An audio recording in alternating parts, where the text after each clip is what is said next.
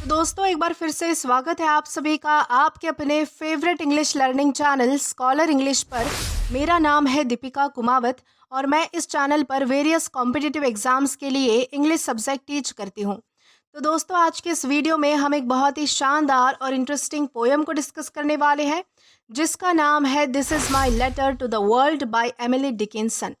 तो चलिए पोएम में आगे बढ़ने से पहले सबसे पहले हम हमारी पोइटिस के बारे में थोड़ी बहुत इन्फॉर्मेशन देख लेते हैं। दोस्तों अगर बात करें हमारी पोइटिस के बारे में तो एमिली डिकिंसन इनका जन्म जो है वो 10 दिसंबर 1830 एमर्स्ट यूनाइटेड स्टेट्स में हुआ था। वो एक अमेरिकन पोइट थी और वो एकांतवासी के रूप में रहती थी और उनके जीवन काल में उनकी बहुत ही कम कविताएं प्रकाशित हुई। उनकी मृत्यु के बाद उनके द्वारा लिखी गई सैकड़ों कविताएं उनके परिवार द्वारा खोजी गई।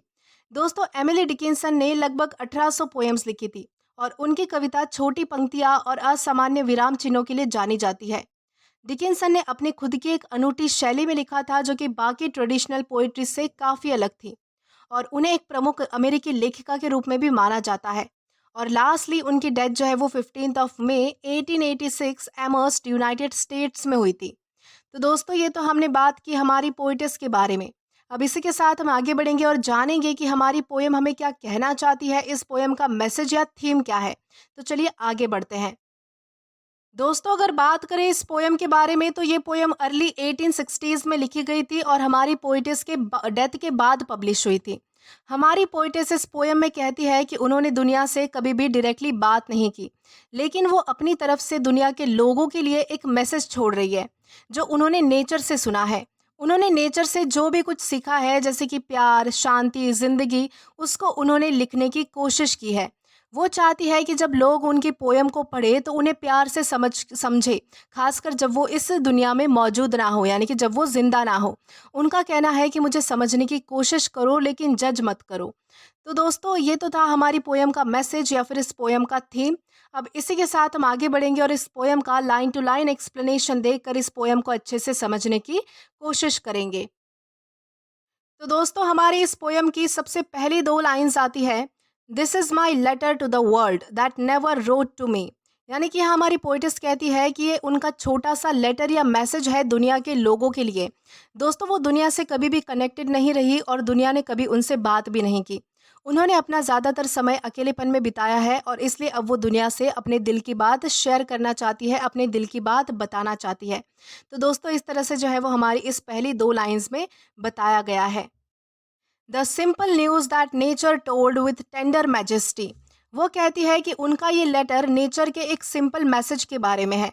नेचर ने उनसे जो भी कुछ कहा है जैसे कि पेड़, फूल, आसमान, हवा या चिड़िया, उन सब के ज़रिए उन्होंने ज़िंदगी के बारे में सीखा है।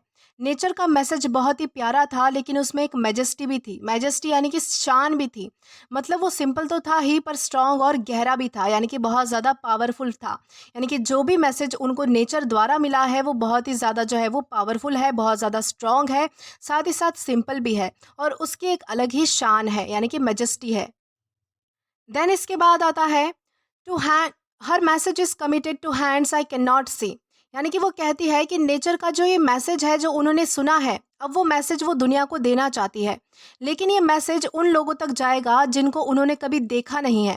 यानी कि ये कौन से लोग हैं, तो ये लोग हैं फ्यूचर के लोग, जो वो लोग जिनके साथ उनका कोई पर्सनल कनेक्शन कभी रहा नहीं है। फिर भी ये मैसेज जो है वो उनके लिए छोड़ रही है, यानी कि आने वाली जनरेशन के लिए ये वो मैसेज देना चाहती है। कौन, तो हमारी पोइटिस। देन हमारी लास्ट टू लाइन्स आती है, for love of her sweet countryman जज टेंडरली ऑफ मी। यानी कि पोएम के एंड में वो दुनिया अपने देश के लोगों से कह रही है कि मुझे प्यार था नेचर से, इसलिए मैंने ये मैसेज लिखा है। तो जब तुम मुझे या मेरी पोएम को पढ़ो तो प्लीज़ जज मत करना, या फिर अगर जज भी करना है तो सॉफ्टली जज करना, यानी कि टेंडरली जज करना, यानी कि प्यार से सोचना कि ये मैंने सब क्यों लिखा था। तो इस तरह से यहाँ पर जो है वो हमारी पोइटिस ने थ्रू आउट द पोएम बताने की कोशिश की है। तो दोस्तों इसी के साथ हमारी इस पोएम का लाइन टू लाइन एक्सप्लेनेशन यहीं पर ख़त्म होता है। आशा करती हूँ कि आपको ये पोएम अच्छे से समझ आई हो और पसंद भी आई हो।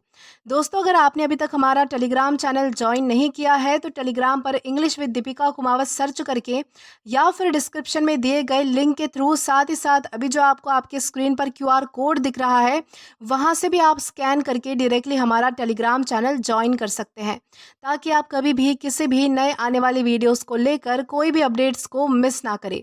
और दोस्तों, अगर आपको आज का ये वीडियो पसंद आया है तो do like this video, subscribe the channel and share as much as you can. और अगर आपने इससे पहले वाले वीडियोस नहीं देखे हैं तो यहाँ पर मैंने एक प्लेलिस्ट प्रोवाइड कर दी है, जहाँ पर आप क्लिक करके वो सभी पहले वाले वीडियोस भी देख सकते हो और एक्सप्लोर कर सकते हो। Till then keep learning. Thank you.